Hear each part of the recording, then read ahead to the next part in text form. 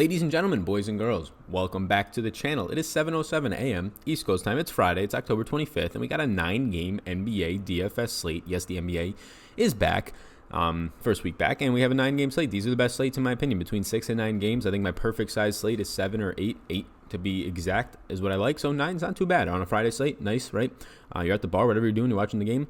And I remember my biggest win in DFS last year was at a bar watching the game. Kind of I had to put the game on. It was like shaking as things were just changing, and phone in my pocket, and I just glanced at my DFS stuff right on your Draftkings app, DK Live, and I was like, wait, I got a lot of these players that are going off, and they got the Flames next to their name in. Sure enough, so Friday is a good day for NBA DFS, right?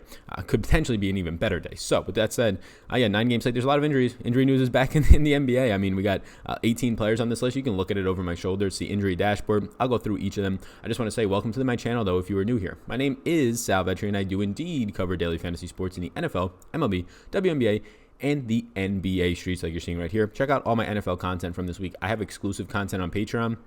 I put about 10 to 15 hours of content out on my personal YouTube channel a week. I put about 25 hours or so on Patreon, and then I do some guest appearances on the Awesemo shows a couple times a week for about 5 hours, and then the Pat Mayo show on Monday. So there's a lot of content out there right now for me in the NFL season. With the NBA coming in, even more is going to be coming out. I'm not going to guarantee a NBA video every single day, but so far, right now, as I shoot this, as long as this goes up, we're 4 for 4. So that is the goal for the season, to have one out every day. I have my projections and my personal model that I use over on Patreon. 3 days in a row now, we have had a profit. Last night was my lightest night in terms of playing. I just don't like 3, 2, or obviously 1-game slates in the NBA. I don't really like anything below 5 games all that much. So I didn't really play much cash last night, and all I really did was play some single entry, 3 max, the big contest, all that kind of stuff. So good night again. Just like waking up to seeing that somebody on Patreon, Frank is your name. I don't want to say your last name, but took down 450 last night. So that's really good. Awesome. Congrats, Frank, if you're seeing this. I'm sure you will. But that stuff usually comes out around noon, the projections.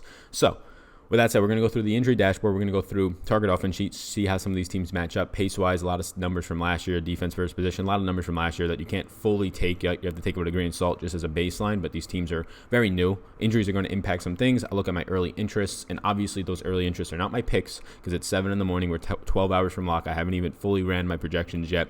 I have to finish up minutes projections there, which is usually the thing that takes the longest time. And then I will come back to Patreon, and I will have a sort of a yes/no column for what my player pool will look like, as well as my whole model. So you can check that out if you're interested down below. Hit the subscribe button. We're about to hit 13,500 subscribers today. We're like 40 away. So thank you, each and every single one of you. Appreciate all the support that we're getting, especially with the NBA season starting up. And let me know in the comments down below, who's your favorite guard to play tonight? Which guard? Which guard do you want to play? I'll let you know who mine is if you respond. So check out all my social medias, at SalVetriDFS on Twitter, SalVetri on Instagram, and SalVetri Facebook page. Let's get into the video. So, injury dashboard, lots of things. I have it filtered right now by team. I'll quickly cover it. And some of the injuries really don't matter. So, if I skip over one that you're seeing, that's really why. Ennis Cantor's going to be out for Boston. This somewhat matters, right? Matters more for Toronto and the matchups that are going to be against him and Siakam. Really, Marc Gasol mainly. And then you're going to have Serge Ibaka. So that matters for those guys. Cantor being out is going to open up minutes for Robert Williams more than likely out there. So that's where I look to. We'll see, though, what the starting lineup ends up being like. Nicholas Batum, what a terrible contract this is for Charlotte. He's going to be out now for 3 to 4 weeks. That's probably better, though, for their team. Going to open up minutes for some of the other rotational players on Charlotte. Probably more 3 minutes, honestly, and 2 minutes for a guy like Devontae Graham, who played really, really well the other night. Cody Zeller is questionable today. If Cody Zeller misses, look, Cody Zeller is already a mismatch. Karl Anthony Towns should be eating his lunch today if he plays. But if Cody Zeller misses, this is their problem. Like, the biggest issue for Charlotte is Cody Zeller's health. Like, their depth behind him. Like, who do they have? Willie Hernan-Gomez still? Like, who is behind him? That is the issue. Like, that's the one piece that they didn't really do anything in free agency to put somebody behind him that they can trust and win games. Like, obviously, Kemba's gone. They're not going to win games anyways. But if Cody Zeller is gone, you have no chance at winning games. Like, working off of pick and rolls, obviously the defensive side of it, just running through him. So if Cody Zeller's already going to be missing, did not practice on Thursday, and it's not injury related, it's just personal related, but this is just the actual thought process of how bad this team already is, and then definitely how bad they are without Cody Zeller. There's literally nothing to stop Karl Anthony Towns, who's priced up, but to have another game like he did the other night. I'm not saying he's going to score 70, but like him at $10,800, I feel really confident in him hitting quote-unquote value in the 50s at that point. So, yeah, Cody Zeller being out would be huge for Karl Anthony Towns, even though it's already a good matchup. Dwight Powell was expected to miss these first 2 games. He's going to be out again. You probably see Maxi Kleber get a lot of more center minutes. Rajon Rondo, he did practice on Thursday and quote-unquote looked good by a beat reporter. as some car just feels the need to open it up at 7 in the morning. Rajon Rondo, questionable. He's only 4,900. Like, if Rajon Rondo plays and starts, I think you don't put him for 30 minutes, but you could probably confidently give him around 20 to 24, somewhere around there. And at 4,900, it's at least worth considering. Utah, though, very good defensive team. Adding Mike Conley, getting rid of Ricky Rubio. So, I mean, in terms of defense, right around a little bit of a bump up. So, Rajon Rondo question. We'll see how that looks. If he's out, I think you have more. Caruso didn't play at all last game. Really not much. So you're going to probably see Caruso, who they said is going to be available for this one. Kyle Kuzma is already listed out. He should be out. Mitchell Robinson's questionable. He was a full participant Thursday. I expect him to play, which pushes Bobby Portis back to a bench center. And Mitchell Robinson against Brooklyn should be a good matchup. If Jared Allen starts, should be a good matchup. If DeAndre Jordan starts, you're going to have two of the better shot blockers in Jordan and Robinson going at it for some time in this game. It's pretty cool. Robinson's 5,500, but though, and I really can't project him for anything more than what his role was last year with the amount of power forwards and centers they have. So it's not really going to be a play for me today. This is the big one. DeAndre Ayton suspended 25 games for, I think it was just like anti or doping or whatever it was, something. So he's done for 25 games, and what a perfect time with Nikola Jokic coming to town. Nikola Jokic is in a fantastic spot. DeAndre Ayton's already a bad defender. Like last year, Phoenix was one of the worst teams against centers because DeAndre Ayton can't defend. And I mean, he was a rookie, so you can't really blame him. It's really tough to defend centers like Karl Anthony Towns, Nikola Jokic, Rudy Gobert, right? In your side of the bracket. And now he's gone for 25 games, and they have literally nobody to fill in his shoes. No one that can compete with the Paul Millsaps and Nikola Jokic's of the world. You saw Jokic, though, who's on sort of this minutes load thing all year. They were worried about it, and like he only played 24 minutes in the first game because that's all he needed. So there's a concern that he can only play 20 minutes now. We've seen this guy get damn near a triple-double in like 22 minutes one time last year, but that's my concern with paying up for Jokic is matchup's fantastic, should absolutely smash. Do they just pull him after like 20 minutes or only give him like 6-minute rotations in each quarter, and now he's at 24 minutes as opposed to the 32 we would like him to get? I don't think I'm going to weigh that all that much. I think I will indeed get to Nikola Jokic today and feel good about it. And also, I mean, we like getting to Paul Millsap. If you watch this channel in the last game or in their Wednesday opener, he had a ton of points. I think getting back to Paul Millsap against this Phoenix team that already struggles against bigs, they don't really have anybody to guard bigs. Like if Kelly Oubre is going to be playing some 4 minutes potentially today, that's a problem. So they don't have Rashawn Holmes anymore out there. He's been shipped off. He's gone. So yeah, I don't really know how Rashawn Holmes, I believe, is now in Sacramento, which will help with their depth and no Marvin Bagley. But yeah, it's really hard to see how they're going to defend Nikola Jokic. I like the spot for Nikola a lot. Cameron Johnson, the rookie, he's going to be out today with a calf injury. Other ones that are really impactful, Buddy Hield is questionable today. He did not practice on Thursday. Check that status. His price point comes down. I actually like the price point against Portland at 6,700. Marvin Bagley at 6,800. His price point comes down, but he's going to be out for 4 to 6 weeks with a thumb injury. Harry Giles is already expected to be out today. So those are two power forward / centers that are going to be out for Sacramento. And what you have filling in for them is Dwayne Dedmon at center. Should see a little bit bump to his minutes. Rashawn Holmes is there. Bielitsa is there. So there's a couple of guys at power forward that can start. We'll see who starts. If it's Bielitsa, I would expect somewhere in the mid-20s for him, and that's a pretty good spot for him at a cheap price point. If it's Rashawn Holmes, I would expect somewhere in the mid-20s for him. So those guys will probably split the minutes, but we'll see. They have Harrison Barnes. I don't know how much of the 4 he'll actually play, but he was playing the 4 last year. So keep an eye on Sacramento's 4, who starts there today, because there is no Marvin Bagley, and Harry Giles is expected to be out. So I would expect it to potentially be Bielitsa or Rashawn Holmes starting. I kind of like whichever one does start in a decent matchup. Hollis Jefferson for Toronto is expected to be out. Patrick Mahomes, oh my God. Hollis Jefferson and Patrick McCaw are expected to be questionable actually today. Bojan did not practice on Thursday. He's questionable for this matchup against the Lakers. At 5,100, it's a good spot for Bojan. Very scoring dependent, but still a good spot. And that's about it. Troy Brown for Washington is out. Jordan McRae is out. And Isaiah Thomas for Washington is questionable. So those are the main injuries. Main injuries really that are impactful are the fact that Towns is going to have a really good matchup if Zeller misses. He already has a really good matchup. If Cantor, who is out, him being out is going to help the bigs in Marc Gasol, is going to help the bigs in Serge Ibaka, even Pascal Siakam, because Cantor already a terrible defender, but now you're putting Robert Williams, who's still a very raw talent, quote-unquote talent in this league. And DeAndre Ayton being out just opens up everything for the bigs. Already like two bad centers in terms of Ayton and Cantor in terms of defense being out, but like if they're the starting centers, it's going to be even worse behind them. And then Marvin Bagley, see what happens with the guard or the power forward depth there. Target offense sheet. So this is the target offense sheet. You get a copy of this if you are a patron, along with my projections, which I don't show in these videos for obvious reasons because they're for patron. But this is the target offense sheet. These are the teams. This is their projected pace based on last year. So games that look like they're going to be in a pace up spot: OKC and Washington. Now OKC is not going to play as fast as last year. Obviously Russell Westbrook, really big pusher of that. different personnel, no Grant there now, but they're still going to be playing fast, and I imagine Washington continues to want to play fast. So that seems like a game that could be a pace-up spot. OKC versus Washington. I actually, and we're going to get to it, really like Chris Paul there. Usually pace-up spots are good for everybody, especially point guards, right? They're the ones pushing that pace most of the time, whether it's in transition. Easy buckets, easy layups, double-double opportunities. So, yeah, I do like Chris Paul today at a price point that I think like barely rose, if at all, after he goes for like a 40-point, very quiet 40-point game on a night where everybody goes off 40-point, meaning 40 DraftKings points. So that's a game that I look towards, the Washington and OKC game. I mean, you can get Bradley Beal on the other side of that. Will probably continue to be low-owned and really continue to be the only guy that's worth a damn out there. We're going to talk about somebody else who is the rookie, but we'll talk about that in the early interest. Other games that stand out from a total perspective, you have a 117 team total for Minnesota today. So Karl Anthony Towns, ding, ding, ding, is a 5-point favorite, and potentially Cody Zeller out. Karl Anthony Towns seems like a great play. Brooklyn has a 117.25 total against New York. I mean, New York's defense is probably going to continue to have high totals against it. Yeah, Brooklyn, Kyrie Irving's price now up to $9,000 after dropping a 50 burger in his first ever game. With the Nets, you have to love that. I think getting back to him is okay. I think maybe I don't get there on this slate because I like a lot of these big centers at their price points and their individual matchups, like we talked about Jokic and Towns already. But getting to Brooklyn pieces is okay, in my opinion. Dinwiddie's still affordable. It would really just be probably Dinwiddie. LeVert, I really don't know if I want to pay that price point. Really just Dinwiddie for me, and then Kyrie Irving if you want to get up to it. I played Kyrie Irving on Wednesday night. I don't think I need to go back there tonight, but I think it's still a fine spot. Like the New York guards, there's not much there that's really going to be defending Kyrie Irving if he wants to do exactly what he did last time. I think he's just now priced for it. He's no longer or priced for it in terms of ownership as well. So we'll see what happens with Kyrie Irving there, but I think it is still a fine spot if you want to get to him, and the team total does say that. Denver has a 116.5 team total. It's the third highest on the slate. They're 11.5-point favorites, so this is the concern, right? You play Nikola Jokic, they're 11.5-point favorites, and unlike the NFL or MLB, like NFL, yeah, they pull players, but they already have done their damage. Nikola Jokic could get pulled after 3, only playing 22 minutes, and have 40 fantasy points for you, but that's not enough.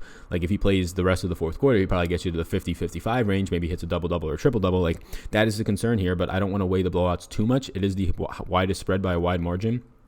Next closest is Brooklyn being a 9-point favorite.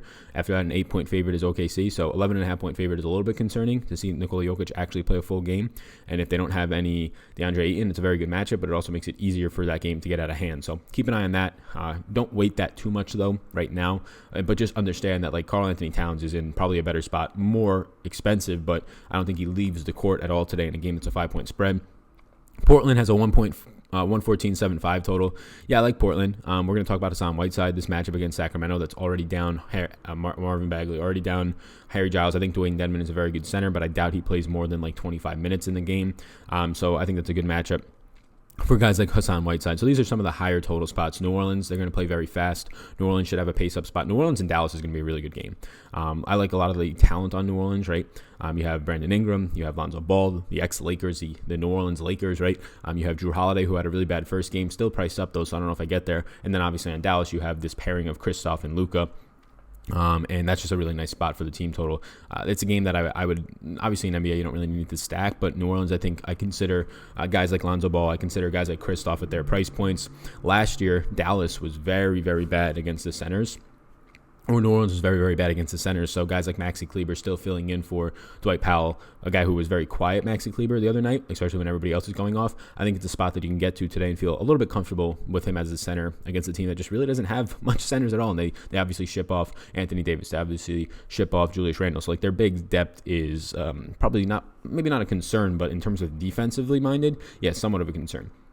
So this is the target offense sheet. You can look through it. You can screenshot it if you want. It helps. You can have a more clear downloadable version if you do become a Patreon, and it'll be exactly in an Excel file with my whole model. That model releases once I finish minutes projections and tweak some point per minute stuff, probably around noon or 1 today, which is more than enough time before these games start, right? And that is updated throughout the day as well based on injury news. Early interest, I do want to add one person to this, and I don't even know how to say his name or spell his name. I know how to say it. But Kristaps Porzingis would be somebody else that I add on this for his price point. I think it's only in this mid 7K range. But these are the guys. No specific order, really just as I was going through some initial stuff, my initial model, which I have to obviously tweak a lot of minutes projections and things like that. But let me just shift this up. We'll factor this by salary. So there we go. We shifted by salary. Karl Anthony Towns, yeah, against a Charlotte team that might not have Cody Zeller. And even if they do, highest total on the slate for Minnesota. An offense that clearly, as they said all offseason, wants to work through all Karl Anthony Towns. He said that he wants to stay on the court more, and he improved his defense so that he could do that instead of playing 31, 32 minutes a game. or last year 33 minutes a game. He said he wants to be on the court for 35 minutes per game. He wants to take on that role of like an Andre Drummond or Joel Embiid before his injuries of just not leaving the court. So Karl-Anthony Towns, that helps us a lot. Thank you very much. I mean, your 78 or 75 point game the other night was fantastic. $10,800. He's only a 5-point favorite tonight. The game should stay close. Really like Karl-Anthony Towns. Do you have to get there on a slate where there's a lot of other centers and center is always deep, and it's going to be deep on a 9-game slate tonight. And you can see like the first 5 guys on this list, or 5 out of 7 are centers. I don't think you have to get there, but in cash and even in GPPs, I'm going to try and prioritize it a little bit. This is a year that Karl-Anthony Towns wants to be the best center in the league, and his offense is set up to work only through him. There's no more Derrick Rose. Derrick Rose is now in Detroit and playing well, but that's a guy who's going to take offense away from you. There's no more Derrick Rose. Andrew Wiggins has now taken a back seat as of last year. Just that's like the 4th option on this team. It's really just Karl-Anthony Towns. And then the next best scoring threat is what? Jeff Teague. I know Andrew Wiggins is there, but he's not a scoring threat unless he takes huge steps forwards this year. Robert Covington, it's Karl-Anthony Towns' team. I love it. Nikola Jokic, we've already voiced our concerns a couple times. No DeAndre Ayton. DeAndre Ayton's a terrible defender, so either way I had interest in Jokic. This just makes it a little bit better. Jokic is he's the biggest favorite on the slate against a really poor Phoenix team. It's a spot where getting to Jokic is completely fine if you don't want to pay an extra $15,000 or $1,500 for Karl-Anthony Towns.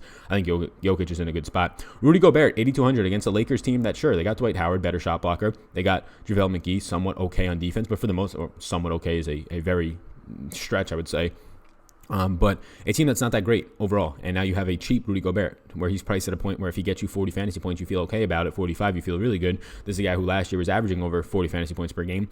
8,200, I do like Gobert. The problem is center is deep, and there's guys that are cheaper than him that I like, and I obviously want to try and pay up for either Nikola Jokic or Towns on this slate so far, it seems. Pascal Siakam will fit as a power forward, which is good because now he gets to go up against Boston, who they don't have Al Horford anymore. That is now in Phoenix. That is now in Philly. So Al Horford, great defender. He's not there anymore. And Kanter, who's a terrible defender, he's not going to be there. They lose a couple of bigs. Their depth right now is very thin at power forward and center. They don't have Marcus Morris anymore, a very good defender who is now on the Knicks. So this matchup, which once seemed very bad, and it's still probably somewhat bad and not great for your shooting guards and small forwards, and Marcus Smart still there, Jaylen Brown, those types of guys. But for your bigs, it seems okay. So Pascal Siakam at 8,100. The guy was way too cheap in the 7K range on the Tuesday opener on the 2-game slate. He's too cheap again. So if you want to get to Pascal Siakam, he'll fit in a power forward spot. And yeah, the Boston matchup at once seemed like a very bad matchup for bigs. Again, there's not any guys there to defend these bigs. Who's going to defend him? Jason Tatum today? Yeah, I feel pretty good about Pascal Siakam's odds. Chris Paul, 7,200 in what should be one of the highest, if not the highest pace spot on the slate. If you use last year's number, it will be the highest. Obviously, we can't use that, but just as a baseline. Yeah, Chris Paul, he came into that last game and he dropped 40 fantasy points at 7K flat, smashed his price point, and he still was not really needed or even seen. If you had him in cash, he was definitely okay for you. But because other players like goddamn Kyrie Irving goes for 75 and other guys are going for 70 and 60 and left and right? So Chris Paul, once again, 7,200. He is going to have a higher assist rate on this team because he's not playing next to James Harden, who's just going to crush your assist rate. Shout out Russell Westbrook. You're probably going to see a lot less assists from him this year. Chris Paul should be one of the higher assist guys in the league once again because he's actually going to feed off of his players. And honestly, Chris Paul would have had an even bigger day if another guy in this list, Dennis Schroeder, didn't shoot 1 for 8. There was if Dennis Schroeder just shoots his normal percentages, Chris Paul has another probably 2 assists in this game. Hassan Whiteside for Portland against the Sacramento team that last year struggled against the center position. And this year, they pick up Dwayne Dedmon, so that's a big bump up. That'll help your defense, but not going to have Marvin Bagley, not going to have Harry Giles. There's a good chance that you're going up, Hassan Whiteside is going to be going up against Dwayne Dedmon and then Rashawn Holmes. Now, Rashawn Holmes is a pretty good defender off the bench, to be honest with you, for a center. And you have Dwayne Dedmon, so it may be a worse matchup than it seems. But if you're going to give Hassan Whiteside 30 minutes, and we know what this guy can do on a point-per-minute basis, and Miami just kept him caged at 22, 24 minutes all of last year, if you give him 30 minutes a game at 7,200, he can crush that tag, and he probably will more times than not, especially when Dwayne Dedmon's off the court. So I actually like Hassan Whiteside. It's just a matter of how you prioritize your centers today. Kyle Lowry at $7,000. Again, Kyle Lowry in his splits with no Kawhi Leonard last year was fantastic. Week 1 and Game 1, it was the Fred VanVleet choke. Lowry still does decent. Now he gets Boston, which is a little bit of a tougher matchup, but again, Boston's matchup, no Terry Rozier and no Kyrie Irving. So those are 2 good defenders when they want to defend. So Kyle Lowry, the spots that are going to be difficult are against Marcus Smart or against Jaylen Brown and maybe a little bit of Jason Tatum. But that's about it. Gordon Hayward is not scaring the bigs all that much on defense. And then I think for Kyle Lowry, it's a better matchup in this spot. I think it's a worse matchup for Fred VanVleet, who probably sees a lot of Marcus Smart. Kyle Lowry, you'll see a lot of Kemba Walker, which is, I think, an okay matchup for Lowry. I prefer Chris Paul for $200 more, but I think Lowry's in play. Kelly Oubre, I think his price point barely rose unless it went down. He dropped a 40 burger the other night. I had him in my main cash lineup, and it felt really good to wake up and see that, he was the guy who's going to tip the scales. Does he score 15 and stink for you, or does he go off or at least have a good game? Ends up having 40. Was a really good spot. He gets a very tough matchup now against Denver, and it is. There's no denying it that this is a tough defensive team, especially if you're going to be playing small forward or power forward. But I like the price tag at 5,700. In a spot where offense is going to have to go through Kelly Oubre. Yes, I know they have a rookie out there. I know they have Devin Booker. But if you're talking about just anything off of three-pointers, like Devin Booker is pretty much just going to sit at the three-point line, maybe drive sometimes. But Kelly Oubre is going to be the guy who's going to have to get extra rebounds now with no Ayton, and a guy that I think benefits the most from that, outside of like direct replacements. Marc Gasol I like with no Enes Kanter. Even with Enes Kanter, I would have liked him. Now you're going to have to go up against Robert Williams. Marc Gasol at 5,300. Look, he directly splits the minutes with Serge Ibaka. They rarely play alongside each other. I don't even think they did at all for the most part last year, maybe a couple minutes when they acquired him from Memphis. Marc Gasol, I probably project him more times than not to be the guy who sees the 28 minutes or 26 minutes, and then Ibaka gets the remaining 22 center minutes. But check in on Patreon later today to see. Dennis Schroeder at 4,800. Look, he was 4,100. He performed very meh in the last game, but he shot 1 of 8. So he played over 30 minutes then a shooter. There's no more Russell Westbrook to be taking all of his shots. He looked like Russell Westbrook in terms of his shooting last night, 1 of 8. But Chris Paul is going to be a guy who wants to actually facilitate first. So look, he shot 1 of 8. If he shoots 3 of 8 in that game, he's getting you close to 30 fantasy points at 4,100. He's playing 30-plus minutes, a guy that you know is going to take a ton of shots, a guy that you know will rack up some assists, some steals, and peripherals. He's so active when he's on the court, and now he's actually getting these huge minutes. So $4,800 against Washington's terrible defense. Like, there's nobody there. There's nobody. Like, Troy Brown is a second-year player now, and a guy that they think can be a good defensive player with a little bit of aging, but there's nobody on defense there. So Bradley Beal, So I think that I do like Dennis Schroeder at 4,800. Kobe White at 4,500 for Chicago. Look, Thomas Satoransky is the de facto, I guess, or just like the guy who right now is the point guard, quote unquote, but didn't play a ton of minutes. And Kobe White, the rookie, took over. Kobe White played more minutes, I think 27 off the bench, and he looked really good. He scored like 17 points, and at $4,500, he's going to still probably come off the bench. Memphis is a little bit of a tougher spot, but not all that tough with the offseason moves that they made, just shipping players out, really. So Kobe White at 4,500. Look, this is not a play that you plug in and you feel really confident about. Definitely not in cash, but in GPPs, maybe it's a little bit point chasey, I think. But he's coming off the bench, so that's why I don't recommend it all that much. If you got in the starting lineup, though, I would love this guy at 4,500. Dwayne Dedmon, we already talked about him. Marvin Bagley's depth being out is probably going to just bump up Dwayne Dedmon's minutes by maybe 1 or 2. They just need more big minutes out there, and they have less bodies now with no Harry Giles or Bagley. Bagley usually will play like somewhere between the 12 to 15 backup center minutes. So with him out now, yeah, those minutes can get siphoned off to Rashawn Holmes, surely, but I think you see maybe a boost of 2 minutes. If Dwayne Dedmon starts playing around the minutes he did last year, 25 stable per game, it's a really good spot at $4,100 against Portland. And Hassan Whiteside, I think it's a really good spot for him. So I put $3,600 Bielitsa in here. So Bielitsa, power forward, should start or might start today. We'll see. If Rashawn Holmes starts, I like him more. So just keep an eye on this. Rashawn Holmes and Bielitsa very much so could just split the 24 minutes evenly, or 48 minutes evenly for 24 each, or it can get a little bit wonky and they'll throw Harrison Barnes at the 4 for like 4 minutes and they only get 22 minutes each. Just keep an eye on what the rotations look like and what the news is coming out of there, because Bielitsa is a very good, or a high or above average or in quality power forward in terms of scoring for fantasy points. We saw him do it a ton last year, but so is Rashawn Holmes. Both of these guys are very good when they have the opportunity. Whoever starts, I might have interest in. Frank Kaminsky for Phoenix. He might be the starter. I don't know, like DeAndre Ayton, he's a backup center. Frank Kaminsky, he might start. It's a brutal matchup against Jokic and against Plumlee when he comes in off the bench, and against Millsap. So $3,300 for a starting center in Frank Kaminsky, who last year averaged 16 minutes per game. I would expect if he starts today to play somewhere in the low to mid 20s. He's $3,300. He'll be a center in a brutal matchup. You can do what you want to do there. I think it's a decent spot to play a guy if indeed he is the starting center. Robert Williams potentially and should be the starting center. We'll see. He's been dealing with some sort of injury, but they say he's probable with no Enes Kanter. Again, this is very similar to Frank Kaminsky. Both these guys are going to be 3,300 and 3,200 respectively. Some of the toughest matchups in the league. Robert Williams, I don't think I want to play Robert Williams, to be honest with you. He'll be facing Marc Gasol, Pascal Siakam, and Serge Ibaka today. That is scary. At least there's no Kawhi Leonard, but that is scary to play Toronto. But again, these are potential centers. Again, check the news. Don't be taking my early interest, or don't be just looking at this stuff and going, oh, this is who Sal likes 12 hours before lock. I have to put them in. No. That's not how this works. On a 9-game slate, with the amount of injury news I showed you on the first sheet, there's going to be a lot that you have to keep up with today, and that you should be checking back in on. If you come to me and say, Sal, I started Bielitsa and he only got me 10 points. Well, yeah, that's because Rashawn Holmes started and you didn't check that. That's not on me, right? Things like that. Oh, Sal, I started Frank Kaminsky and he only got 10 minutes. Well, that's probably because they started somebody else in his place, and Frank Kaminsky only got 10 minutes of backup center. So I do think he's going to get more than that, but it's just to prove a point.